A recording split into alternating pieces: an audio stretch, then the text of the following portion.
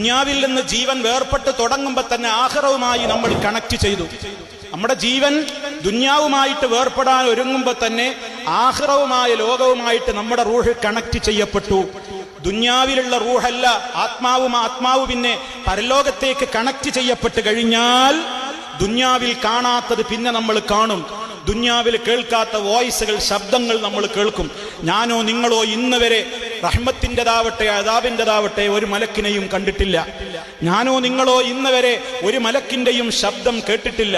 പക്ഷേ മരണത്തിന്റെ വേളയിൽ മുഅ്മിനാണെങ്കിലും കാഫിറാണെങ്കിലും നല്ല രൂപത്തിൽ മുഅ്മിനീങ്ങൾ മലക്കുകളുടെ ശബ്ദം കേൾക്കും, അവരെ കാണും.